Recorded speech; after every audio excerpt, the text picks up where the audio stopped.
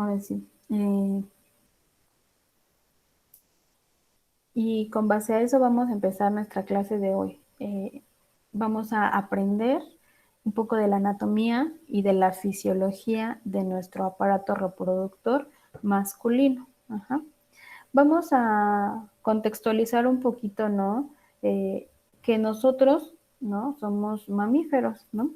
Y por ende todos los mamíferos van a tener el mismo procedimiento que vamos a estudiar el día de hoy. Sin embargo, pues vamos a enfocarnos obviamente a los seres humanos, ¿sí?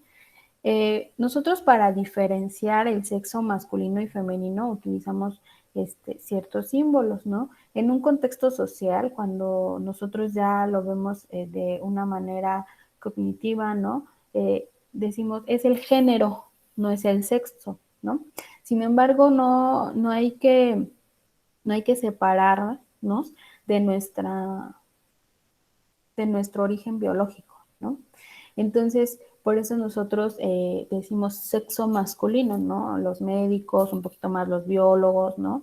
Sexo masculino, ¿sí? Porque no somos la única especie con un dimorfismo sexual. ¿Qué es un dimorfismo sexual? Ah, pues que los machos, ¿no? Tienen ciertos caracteres que los hacen ser, obviamente, pues en este caso del sexo masculino, y las hembras, ¿no? Tienen ciertas características anatómicas y fisiológicas que las hacen, en este caso nosotros ya en humanos, del sexo femenino. Entonces, ¿cómo vamos a encontrar, no? Este símbolo comúnmente utilizado es un círculo, ¿no? Con una flecha orientada hacia el noroeste. ¿Qué significa este símbolo o qué representa? Pues representa la versión estilizada del dios Marte. Ajá. Y nos representa que este dios, ¿no? Traía un escudo y una lanza. Y el símbolo que comúnmente utilizamos para referirnos al sexo femenino es un círculo fusionado con una cruz en la parte inferior. ¿Ahí todavía me escuchan? Porque ya. Sí, ¿Sí? Sí, sí, sí. Voy a apagar un poquito el micrófono porque va a pasar un carro y entonces a veces se corta el sonido. Y cuando pase lo vuelvo a...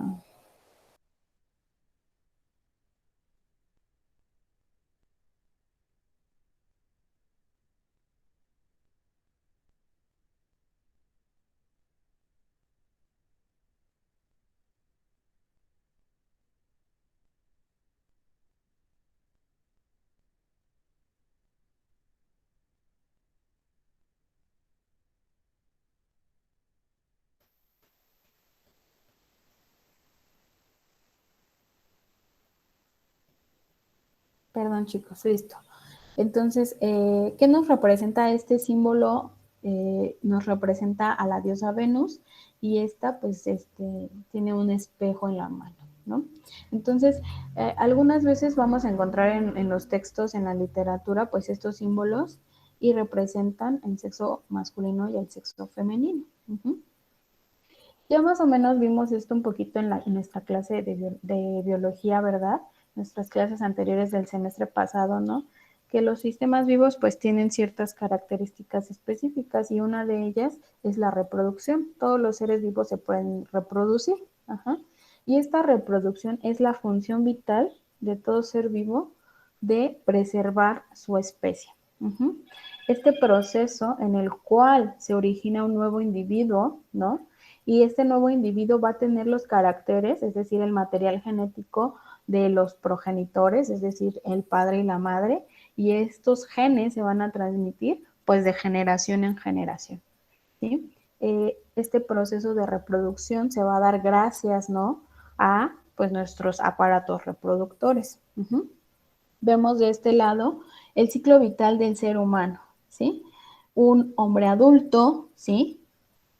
Que en sus glándulas, ¿sí? Testículos, produce o sintetiza espermatozoides gracias al proceso de meiosis que ustedes ya estudiaron, ¿verdad?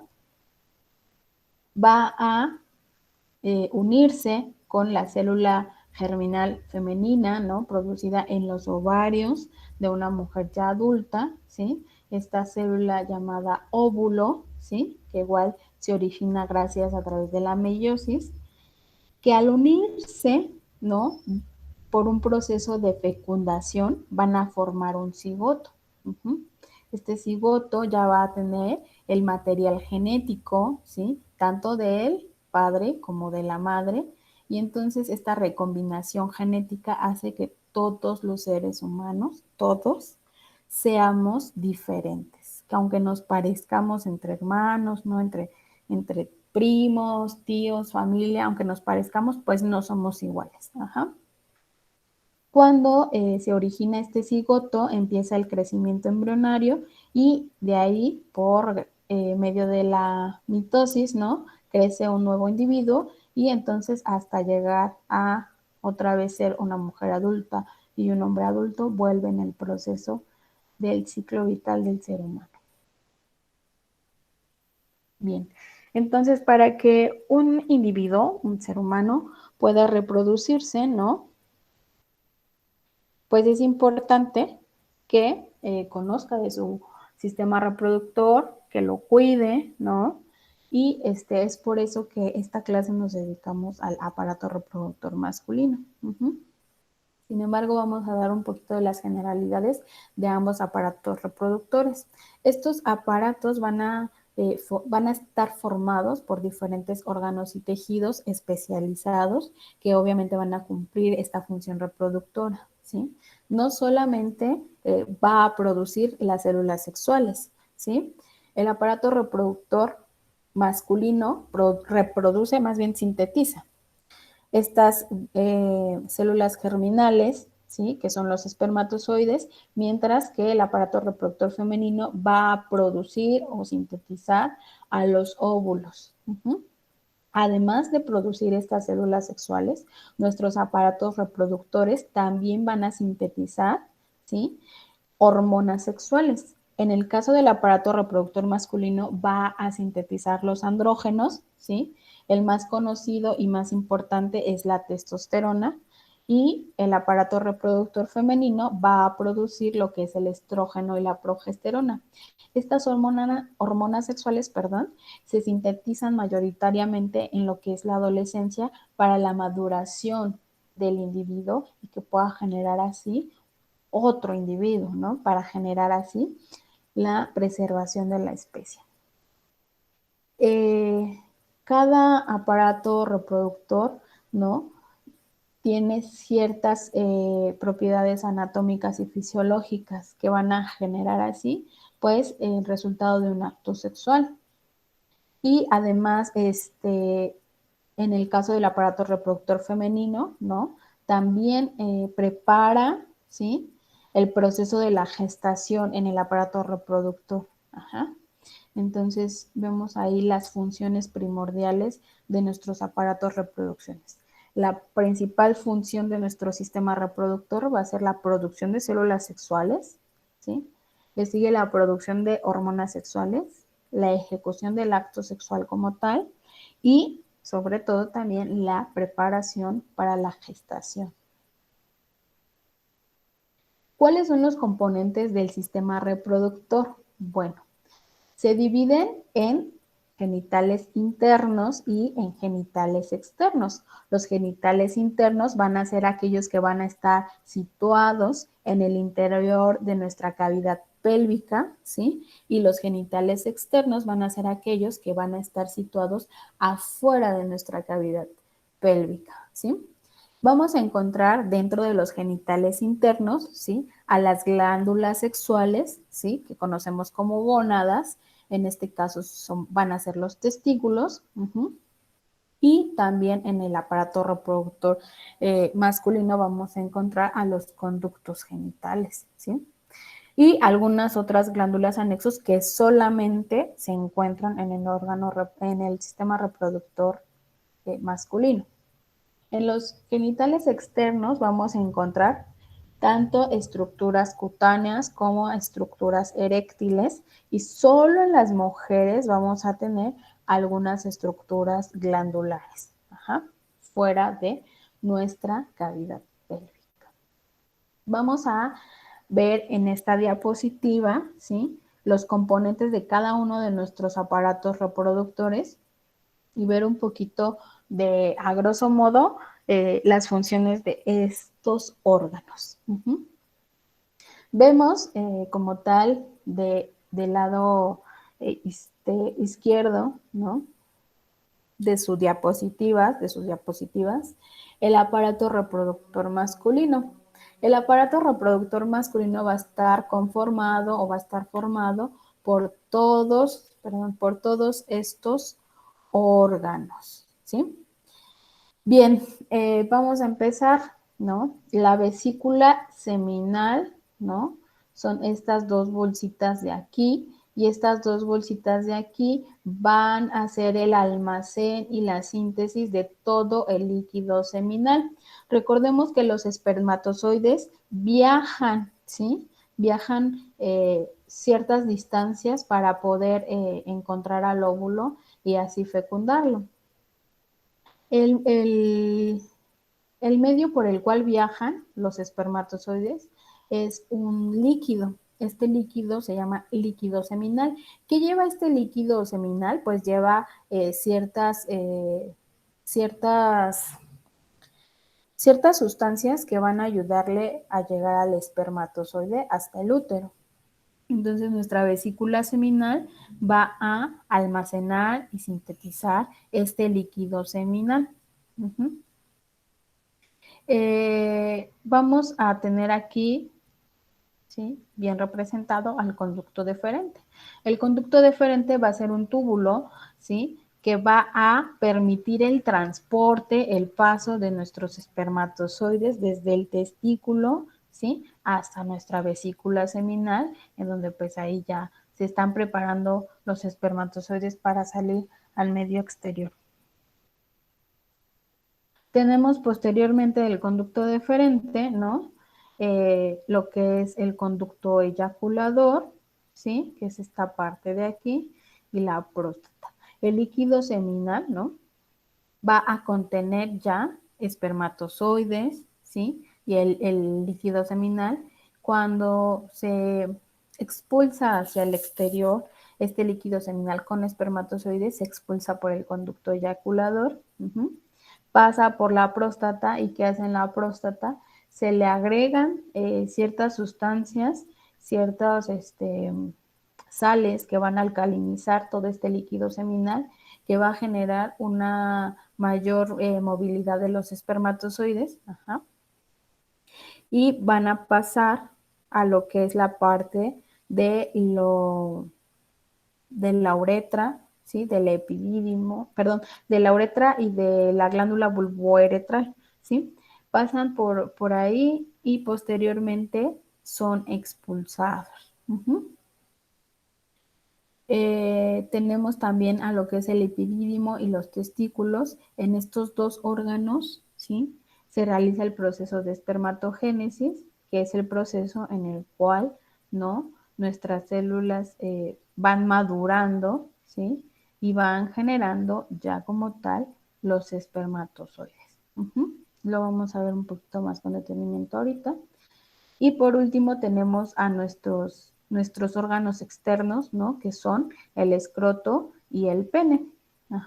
El escroto, que van a ser unas pequeñas bolsas, ¿no?, dérmicas, que además de fungir una función de protección, ¿no?, a nuestras glándulas primordiales, que son los testículos, que van a producir nuestros espermatozoides, van a generar también una regulación en la temperatura de estas glándulas, y van a generar así un buen funcionamiento de los testículos para generar el proceso de espermatogénesis.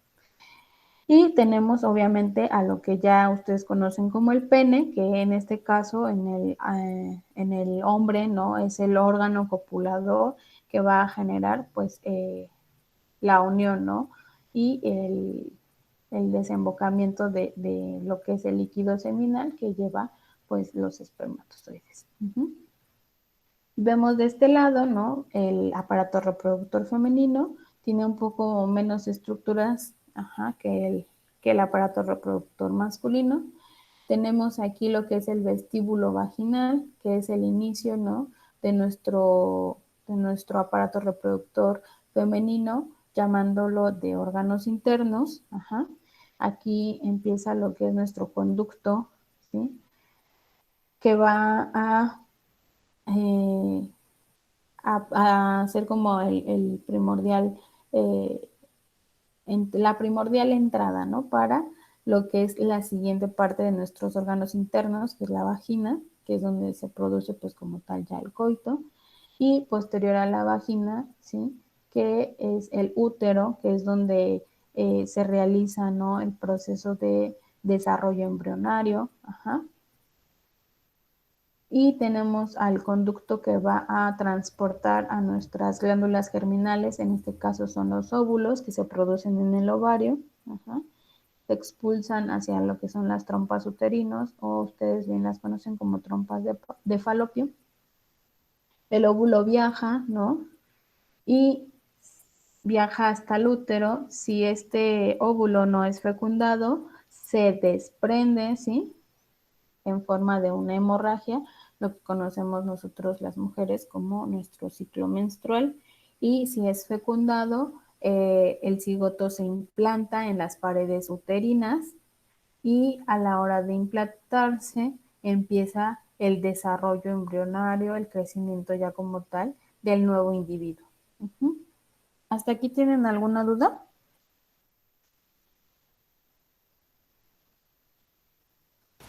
No, maestra. ¿No?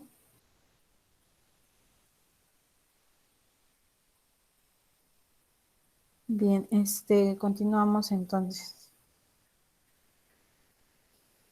Entonces vámonos específicamente ya a cada uno de estos eh, órganos, ¿no? Ya habíamos visto, ¿no?, que los entonces genitales internos, ¿quiénes van a ser? Van a ser nuestras gónadas, ¿sí?, llamadas testículos. Su función primordial es la producción de gametos, es decir, de espermatozoides, ¿sí? Los conductos genitales, ¿sí?, que van a generar obviamente el transporte de estos gametos hacia lo que es el exterior. ¿Quiénes son estos conductos? El epidídimo, el conducto deferente, el conducto eyaculador y la uretra. Y por último, como genitales internos, tenemos a las glándulas, ¿sí? Estas glándulas anexas que van a tener como función primordial generar una mayor viabilidad en los gametos, es decir, que van a terminar de madurar a los espermatozoides y van a sintetizar ciertos líquidos que van a generar que los espermatozoides tengan mayor éxito, ¿no?, en este proceso. ¿Quiénes son esas glándulas? Pues son las vesículas seminales, la próstata y las glándulas bulbouretrales, perdón. ¿Y quiénes van a ser nuestros genitales externos? Van a ser estructuras cutáneas, ¿sí?, que van a tener como función primordial la protección extraabdominal de los testículos. ¿Quiénes son esas estructuras cutáneas? Obviamente el escroto, ¿sí?, las bolsas escrotales. Y también tenemos a las estructuras eréctiles, ¿sí?, es decir, en los órganos copuladores. Y en este caso, pues tenemos al pene.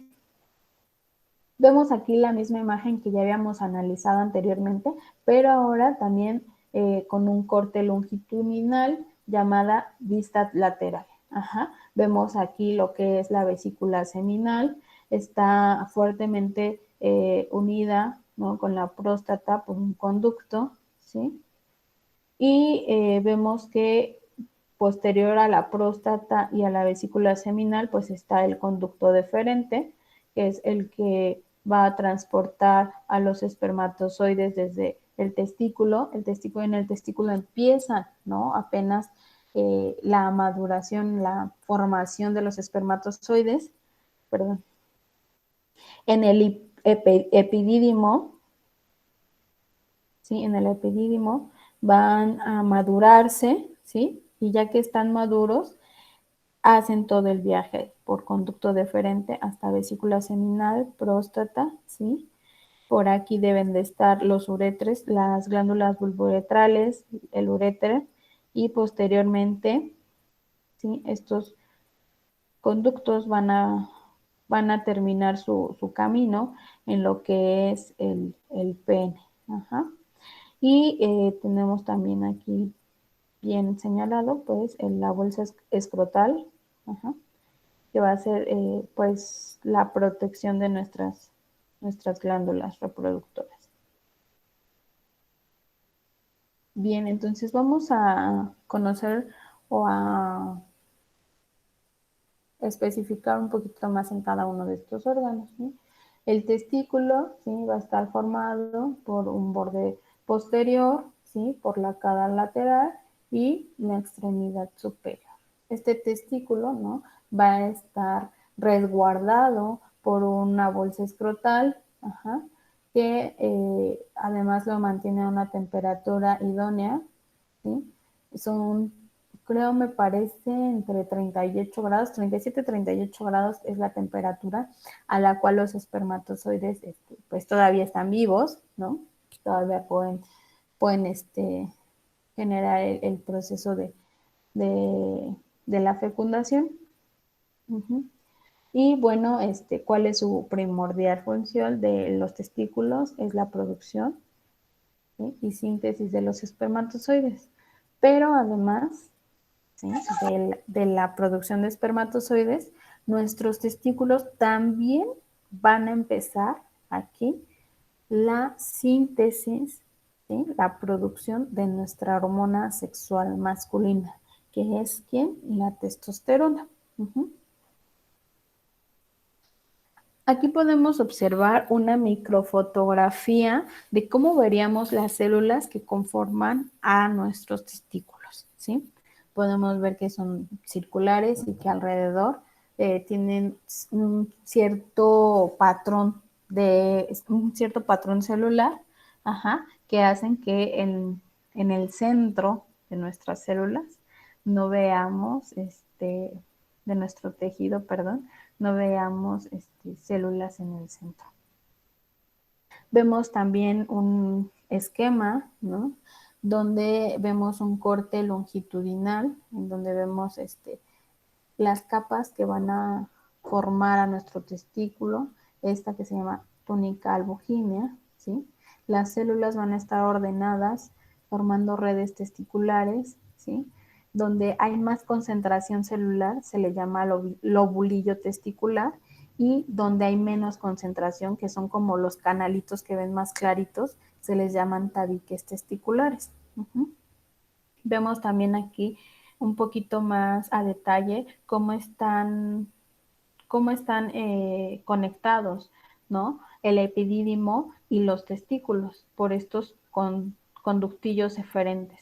Ajá, estos conductillos eferentes van a ser la unión entre lo que es nuestro epidídimo, ¿sí? Nuestros testículos. En el epidídimo dijimos que se va a dar la maduración de nuestros espermatozoides. Y también vemos aquí la red de vasos sanguíneos que va a estar generando, ¿no? El paso de nutrientes a nuestras glándulas. Los vasos sanguíneos en azul, como lo recordarán ustedes, son aquellos que transportan como tal ya los desechos de nuestra respiración celular, y los vasos sanguíneos en rojo van a ser aquellos que van a transportar el oxígeno a todas nuestras células que lo necesiten. Vemos aquí otra microfotografía donde vemos un corte de nuestro testículo, y este testículo va a tener, bueno, este corte, ¿verdad? Va a tener una tinción de hematoxilina eosina, por eso se ven, la tinción se ve como moradita, como rosadita. Este corte está visto a un microscopio, en un aumento de 20x, es decir, no es un aumento tan grande. Uh-huh. Y se pueden observar, ¿sí? Las diferentes capas que ya habíamos visto, la túnica, y podemos ver también cómo se va formando las diferentes redes de nuestro testículo. Las zonas más blancas son los tabiques testiculares, ¿sí? Vemos aquí a los túbulos seminíferos que son como más alargados, ¿sí? Que las células que están aquí que son un poquito más cuadrados y más redonditos, ajá. Vemos toda esta zona es nuestro testículo y vemos de este lado, ¿no? Nuestro epidídimo. Bien, ¿por qué es importante entender cómo están conectados nuestros órganos y qué función tienen? Pues para saber, entender, ¿no? Qué realiza cada uno de estos órganos y cuál es la función última, ¿no? Dijimos que nuestro aparato reproductor masculino se va a encargar, ¿no? De la síntesis, ¿no? Y segregación de nuestra célula germinal masculina. Aquí, ¿quiénes son? Pues son los espermatozoides. Entonces, pues vamos a ver un poquito de cómo se realiza este proceso de espermatogénesis dentro de nuestro testículo. Ajá. Entonces, tenemos nuestro testículo, tenemos la pared, la túnica, y ahí están los espermatogonios. Estos espermatogonios son células que van a tener 46 cromosomas y aquí va a empezar, ¿no? La división celular meiótica, ¿sí? Vemos aquí en este diagrama que de aquí hasta acá nos va a representar la pared del túbulo seminífero, ajá, y posteriormente de aquí hasta acá es la luz del túbulo, ajá. Empieza aquí la división meiótica, ¿sí? Empieza la división nuclear, ¿sí? Y entonces, cuando empieza la división nuclear, ¿sí? Es decir, que va a formar dos núcleos diferentes, se le llama espermatocitos primarios. Al final de esta división nuclear, ¿sí? Vamos a obtener dos células, ¿sí? Ahora sí, con la mitad del material genético. ¿Sí? Esta célula ya tiene 23 cromosomas, como ustedes se acordarán, ¿verdad? Y a estas células se le llaman espermatocitos secundarios. Estos espermatocitos secundarios todavía no están maduros, ¿verdad? Todavía no le vemos forma de espermatozoide y se le van a unir otras proteínas para generar así ya lo que nosotros conocemos como los espermatozoides. Como ustedes pueden ver, aquí se empieza a alargar, ¿no? Se empieza a formar aquí el flagelo para que al final de nuestro túbulo seminífero encontremos ya a células bien diferenciadas, ¿sí? Que nosotros conocemos como espermatozoides. Todos los espermatozoides tienen 23 cromosomas y están conformados por estas estructuras. La parte más ancha de nuestro espermatozoide nosotros lo conocemos como cabeza, ajá, y la parte más alargada se le conoce como cola, ¿sí? O flagelo. Nuestra cabeza del espermatozoide va a estar formada por un acrosoma, que es una capa que va a tener ciertas enzimas, ciertas enzimas que van a generar que el espermatozoide al llegar al óvulo, ¿sí? Pueda entrar a este óvulo. Ajá. Posterior a este acrosoma viene la membrana superficial que va a proteger lo que es el núcleo de la célula que lleva nuestro material genético, ¿no? Una vacuola que lleva agua, ¿no? Para el espermatozoide como tal, para que pueda cumplir bien sus funciones, lleva ciertas cubiertas que van a seguir protegiendo, ¿no? Nuestro ADN y posteriormente a la cabeza encontramos lo que es el cuello, el cuerpo de nuestro flagelo, que primordialmente lo que va a contener son mitocondrias. Si ustedes recuerdan sus clases de biología, las mitocondrias son los organelos que le van a dar la energía a todas nuestras células. En este caso, las mitocondrias se encuentran almacenadas en esta parte de nuestro espermatozoide, en el cuello y el cuerpo. Esta energía va a ser vital. ¿Para qué? Para que nuestros microtúbulos, nuestra colita del flagelo, pueda hacer nuestro movimiento, nuestro deslizamiento de un lugar a otro. ¿Hasta aquí tienen alguna duda? No, maestra. No, Bien, maestra. O bueno, no sé mis compañeros. gracias, chicos. Eh, Hasta ahí el proceso de la producción de las células germinales, que son los espermatozoides, donde se da el proceso de la síntesis de los espermatozoides en los testículos, donde se maduran en el epidídimo, ¿sí? De ahí viajan por los conductos deferentes, llegan hasta lo que es la vesícula seminal, viajan por otro conducto que se llama conducto eyaculador. Posteriormente de ese conducto eyaculador se unen con la próstata, donde se alcanizan estos líquidos para generar un mayor éxito del espermatozoide para llegar a lo que es el óvulo, y son segregados ya por un conducto llamado uretra. ¿Hasta ahí todo es bien? Yes. Bien. Vamos con la siguiente función primordial de nuestro aparato reproductor masculino, que es la segregación de testosterona. ¿Cómo se da la segregación de testosterona? ¿Cómo funciona o por qué se empieza a sintetizar nuestra testosterona? Pues es gracias a un eje que va a producir ciertas hormonas. Nosotros tenemos aquí a nuestro cerebro.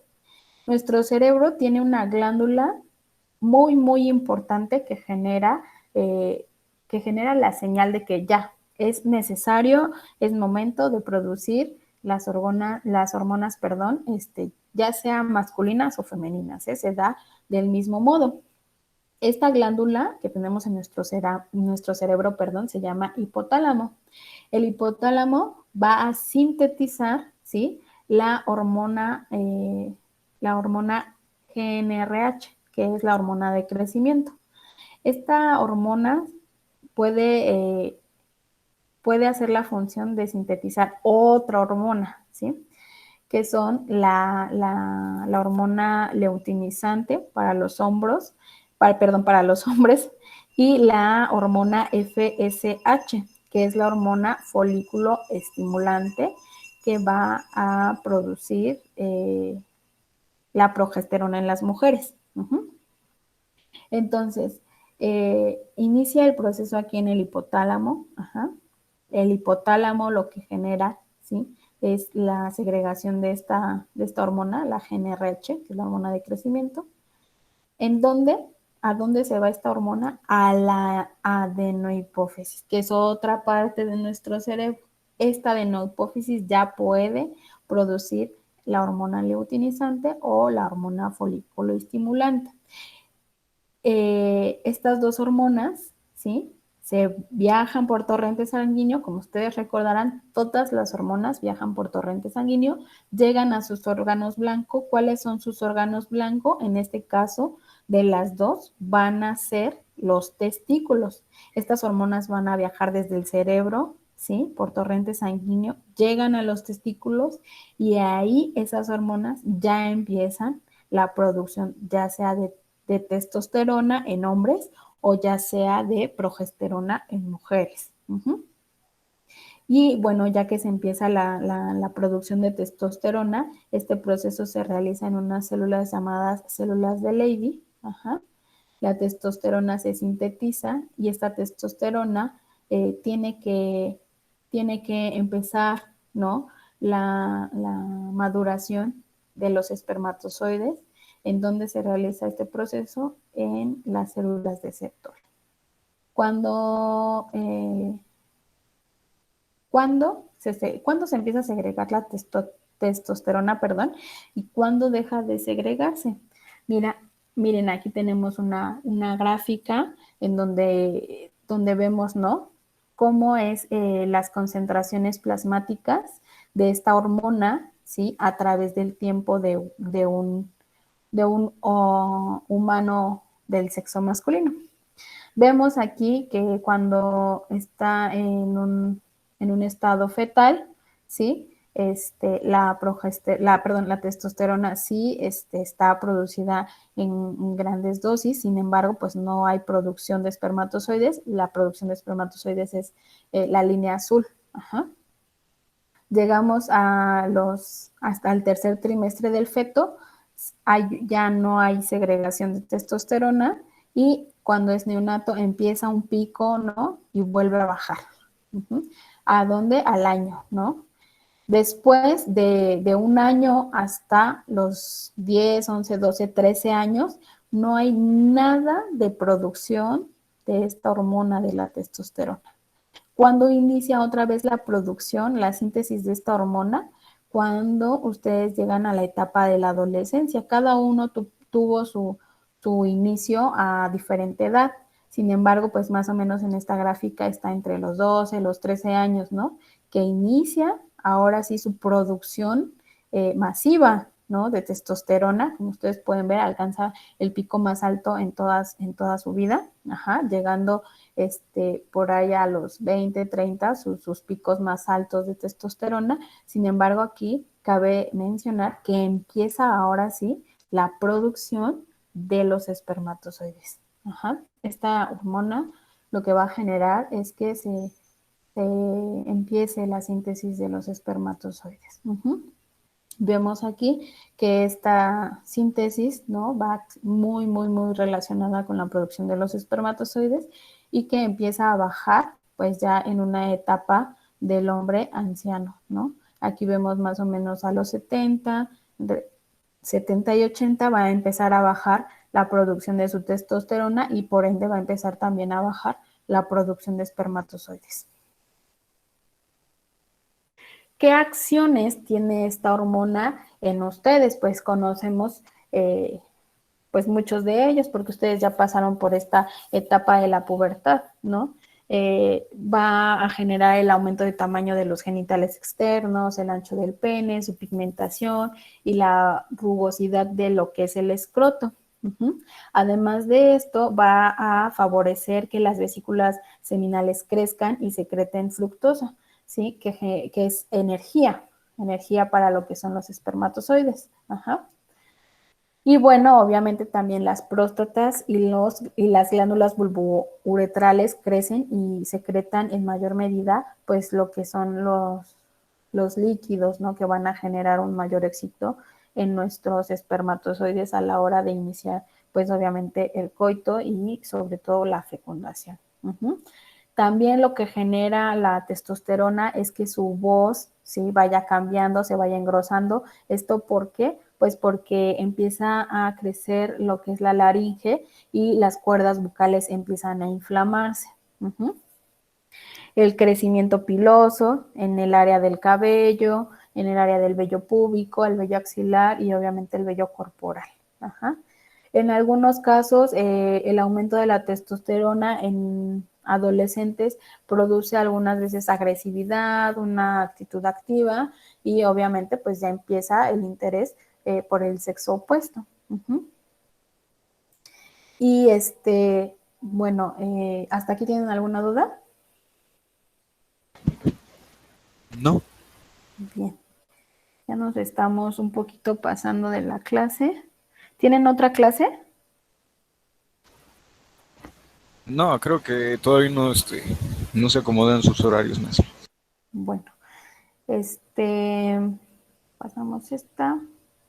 Y bueno, aquí tenemos una imagen de cómo se ve el semen, ¿no? Y cómo se ve obviamente el semen a un microscopio, ¿no? Que es esta imagen de aquí. Vemos aquí pues unos puntitos y unos como palitos, ¿no? Y entonces vemos ahí las cabecitas y las colitas de los espermatozoides. El semen, entonces, por lo tanto, ya es el líquido final, ¿no? Es un líquido de textura viscosa, blanquecino en la mayoría de los individuos, ¿verdad? Masculinos, que se expulsa por la uretra durante una eyaculación. Esta eyaculación va a permitir que los espermatozoides, ¿no? Salgan de lo que es el órgano copulador, que es el pene. Estos espermatozoides viajan gracias al plasma seminal, ¿sí? Que se forma en todos los conductos que ya vimos y las glándulas. ¿Para qué? Para llegar a nuestro útero y fecundar a lo que es el óvulo. ¿Qué características debe de tener el semen del ser humano? Debe de tener un volumen aproximado de 1.5 hasta 5 mililitros. Ajá. Este semen, ¿no? Es producido entre el 45 y el 80% en las vesículas seminales, ¿sí? Y el siguiente porcentaje en lo que es la próstata. Uh-huh. Cada mililitro de este semen debe de contener aproximadamente entre 60 y 150 millones de espermatozoides. Imagínense, o sea, son muchísimos, ¿no? Para que solamente uno pueda fecundar a lo que es el óvulo, ¿no? Bueno, a veces se van dos, ¿no? Se van tres, cuando en el caso de los gemelos, ¿no? O de los trillizos, ¿no? Que llegan a pasar más de un espermatozoide a fecundar a lo que es el óvulo. ¿Por qué es importante que vean esto, sobre todo pues los chicos? Pues para que ustedes vean si el semen que pues están produciendo es natural, es sano, ¿no? O algunas veces ya empiezan a tener problemas con este líquido, ¿no? Como ustedes saben, pues suele tener consistencia como un poquito más viscosa, como de coágulo, ¿no? ¿Esto por qué? Pues porque lleva muchísimas proteínas para que el espermatozoide pueda sobrevivir en el medio externo lo más que se pueda, ¿no? Para, obviamente, cumplir su fin último, ¿no? Y gracias, bueno, más bien debido a que tiene todas estas proteínas, ¿no? Eh, Tiene un olor fuerte, ¿no? Por estas proteínas alcalinas. Y bueno, eso sería todo de la clase del día de hoy, chicos. Y si nos pasamos un poquitillo. Entonces, si no tienen dudas de nada de lo que vayamos a estar viendo o observando del En- siguiente parcial. entonces, ¿todas las clases de esta materia van a ser los martes, maestra? Sí, sí, chicos, todos los martes de 10:20 a 11:30. Ok, ok. Uh-huh. Bien, La chicos, pues misma, eso sería misma hora, todo. Perdón, Karen. a la misma hora. A la misma hora. Ya es como su horario de clases, ¿sí?